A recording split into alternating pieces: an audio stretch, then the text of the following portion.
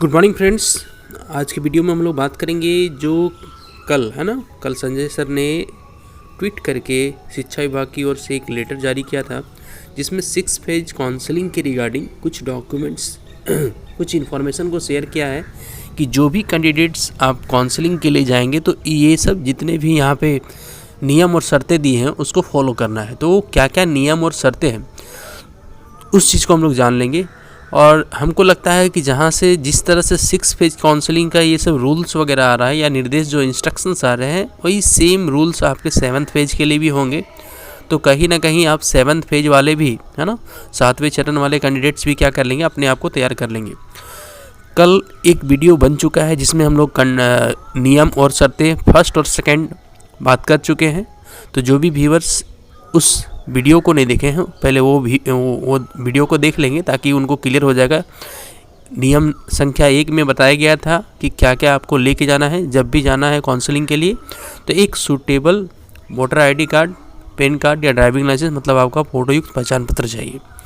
Second में वहाँ बताया गया था कि क्या क्या डॉक्यूमेंट आपको लेके जाने हैं। अगर आप काउंसलिंग के लिए जा रहे हैं तो डॉक्यूमेंट क्या क्या लगेंगे उसके रिगार्डिंग आपको वहाँ पे न्यूज़ दिया गया है। हम लोग आज बात करेंगे 3rd नंबर से कि 3rd नंबर में क्या है। तो 3rd नंबर में आप यहाँ पे देख सकते हैं कि 3rd नंबर में बोला गया है कि सभी प्रमाण पत्रों एवं अंक पत्रों के साथ साथ उपर्युक्त उपकंडिका में अंकित अन्य प्रमाण पत्र को भी विभाग द्वारा उपलब्ध कराए गए वेब पोर्टल पर जिला शिक्षा पदाधिकारी या जिला अधिकारी द्वारा अपलोड किया रह जाएगा ताकि संबंधित सक्षम स्तर से उसका सत्यापन कराया जा सके। काउंसलिंग के क्रम में यदि कोई अभ्यर्थी अपना दावा वापस लेना चाहता है तो उसकी जो स्वघोषणा पत्र के आधार पर प्रशैक्षणिक एवं टेट का मूल प्रमाण पत्र वापस ले सकते हैं। मतलब अगर कोई कैंडिडेट को लगता है कि मेरा कहीं मिस्टेक हो गया है, हमको अगर नहीं जाना है या मैंने कुछ गलती कर दी है, कुछ अगर फर्जीवाड़ा काम किया है, तो वो वहाँ से अपने सर्टिफिकेट को वापस लेके फिर जा सकते हैं वापस। तो कोई दिक्कत नहीं है ना। उसके लिए किसी तरह का अभी अगर कोई मतलब कार्रवाई आप पे नहीं की जाएगी। ये चीज़ यहाँ पे लिखा हुआ है नंबर 3 पॉइंट में। नंबर 4 पॉइंट में क्या लिखा है कि अभ्यर्थी जिस नियोजन इकाई अंतर्गत नियोजित हेतु है ना, नियोजित होने हेतु इच्छुक होंगे निर्धारित काउंसलिंग दिवस पर उस नियोजन इकाई से संबंधित काउंटर पर पूर्वाह्न 11 बजे निश्चित रूप से उपस्थित रहेंगे। मतलब जिस कैंडिडेट को काउंसलिंग अपना करवाना है और इच्छा अनुसार ये चीज़ है ना कि आप सबसे पहले डिसाइड कर लेंगे कि मेरा कहाँ होने की चांसेस ज़्यादा होंगे। तो आप स्पेशली उसी एरिया पे फोकस करेंगे जहाँ पे आपके होने की चांसेस ज़्यादा होगा, है ना। नियोजन इकाई में होगा कि प्रखंड में होगा, है ना। ये सब सारा चीज़ शुरू में ही बताया गया था। तो आपको जहाँ पे होने की चांसेस रहेगा तो आपको सुबह वहाँ 11 बजे पहुँच जाना है। नियोजन इकाई द्वारा वरीयता के अनुसार 50-50 अभ्यर्थी को क्रमवार है ना नाम से पुकारा जाएगा। तो यहाँ पे ये बताया जा रहा है कि नियोजन इकाई के द्वारा वरीयता के अनुसार, है ना। वरीयता कहने का मतलब कि आपका हो सकता है मेल फीमेल, है ना, रिजर्व ओबीसी, इस तरह से बुलाया जाएगा। 50-50 कैंडिडेट को बुलाया जाएगा। उसके बाद वही चीज़ यहाँ लिखा हुआ है कि आरक्षित, अनारक्षित, महिला, पुरुष, है ना, पिछड़ा वर्ग, अंतर पिछड़ा वर्ग, अनुसूचित जाति, वो सब लिखा हुआ है। फिर सबसे नीचे यहाँ पे जो बोल्ड लेटर है ये बहुत इंपॉर्टेंट पॉइंट है। यहाँ पे बहुत ही इंपॉर्टेंट पॉइंट है, कैंडिडेट बहुत ध्यान से सुनेंगे इस चीज़ को। प्रत्येक अभ्यर्थी का नाम लाउड स्पीकर के माध्यम से 3 बार पुकारा जाएगा। याद रखना है यहाँ पे, प्रत्येक अभ्यर्थी का नाम जो है लाउड स्पीकर के माध्यम से 3 बार बुलाया जाएगा।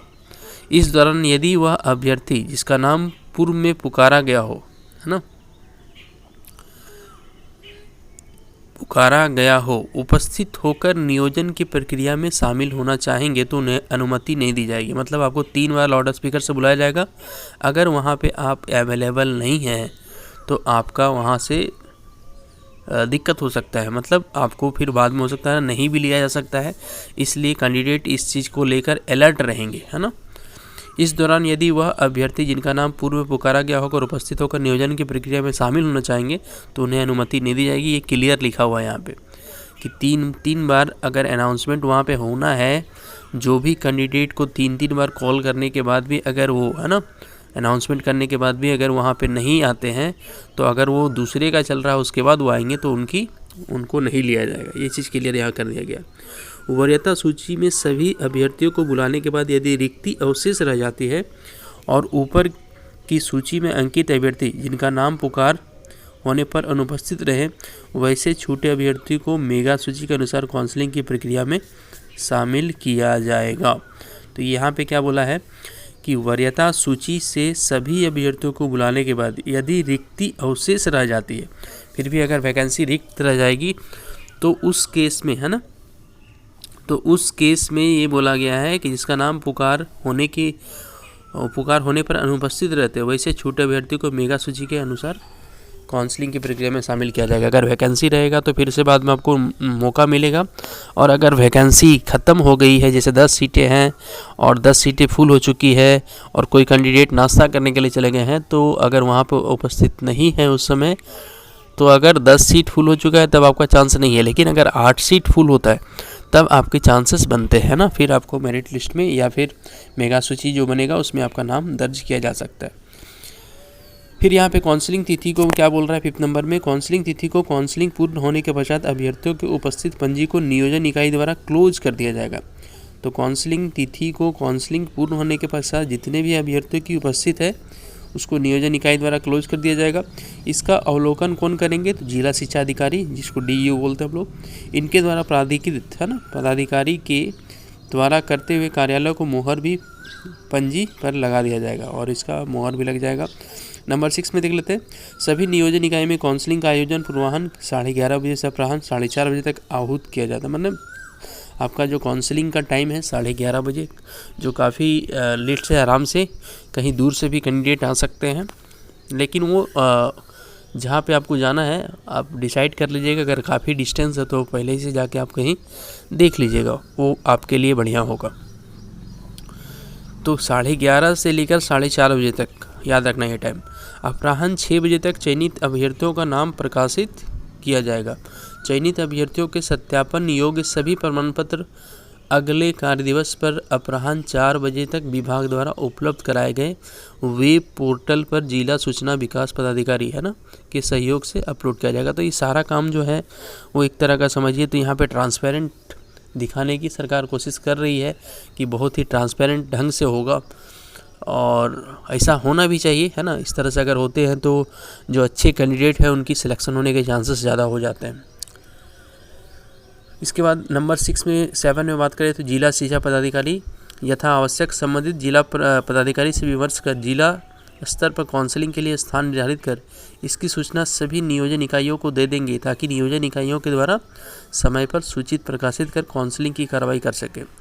शिक्षक नियुक्ति के लिए युक्त सूची काउंसलिंग स्थल पर भी रखा जाएगा। तो यहाँ पे ये बोला जा रहा है कि जिला शिक्षा पदाधिकारी जो है ना, सभी और जितने भी संबंधित जिला पदाधिकारी से विमर्श कर जिला स्तर पर काउंसलिंग के लिए स्थान निर्धारित करेंगे और इसकी सूचना सभी नियोजन इकाइयों को दे देंगे। नंबर 8 में क्या बोल रहा है, ये कोविड रिलेटेड है। कोविड-19 के प्रोटोकॉल के अनुसार स्थल चयन के क्रम में काउंसलिंग में सम्मिलित होने वाले अभ्यर्थियों के अनुमानित संख्या, काउंसलिंग के लिए काउंटर की व्यवस्था, प्रवेश एवं निकासी की व्यवस्था, उपस्कर एवं अन्य आवश्यकताओं का ध्यान रखा जाना वांछनीय होगा। तो कोविड-19 का प्रोटोकॉल को पालन करना है और इसकी देखभाल कौन करेंगे, तो वहाँ पे जो भी उस जिला के जो अधिकारी होंगे, है ना, वो इसके लिए काम करेंगे।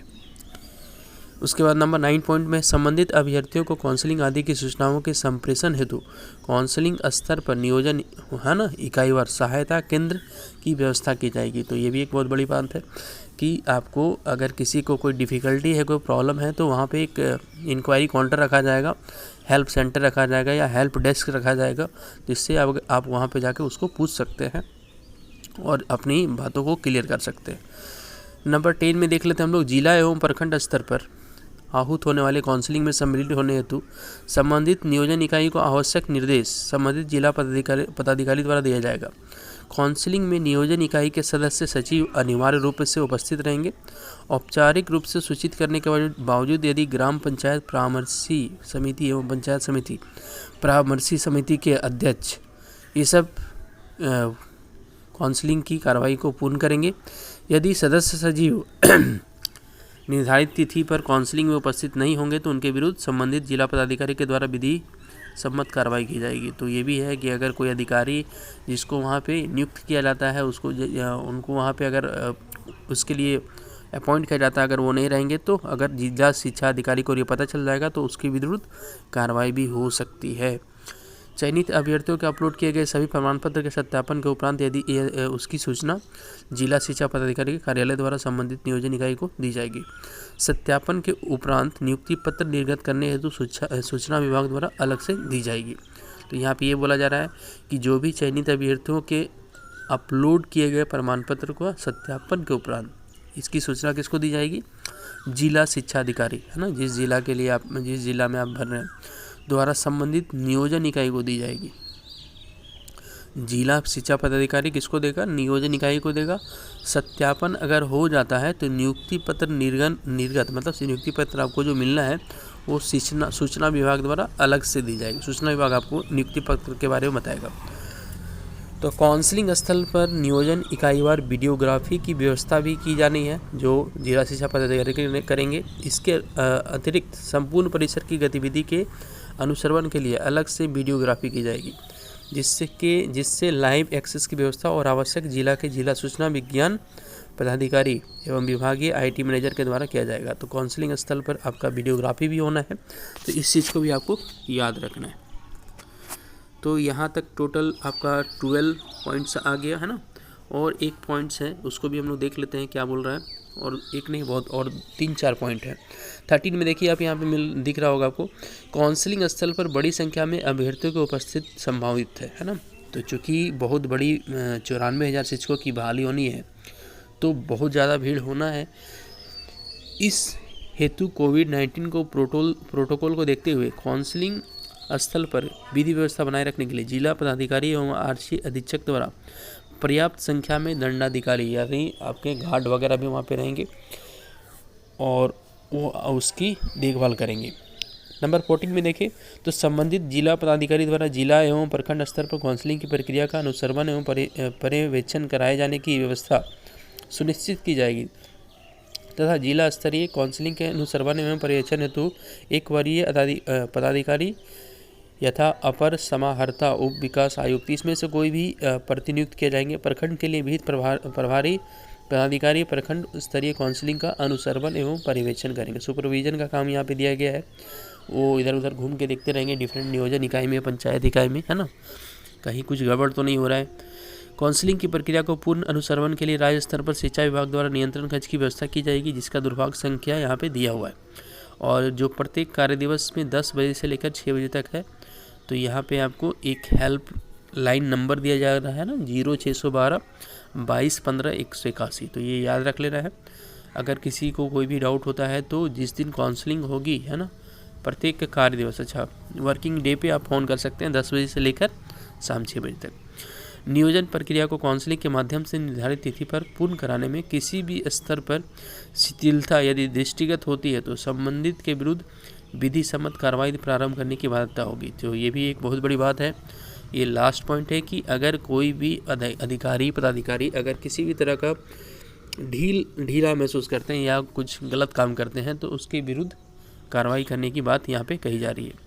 तो ये कल रात का आपका पब्लिश्ड है ना, तो रिसेंट अभी जारी हुआ है। और जितने भी 6 फेज काउंसलिंग के या 7 फेज काउंसलिंग के लिए जो भी अभ्यर्थी होंगे वो अपने आप को इस तरह से ढाल लेंगे, है ना।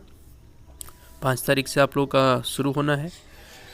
तो इसी के साथ ये वीडियो काफ़ी लंबा हो गया है, लेकिन आप इस चीज़ को करके जाएं, है ना, ताकि किसी तरह का कोई डाउट ना रहे। Thank you, thanks for watching.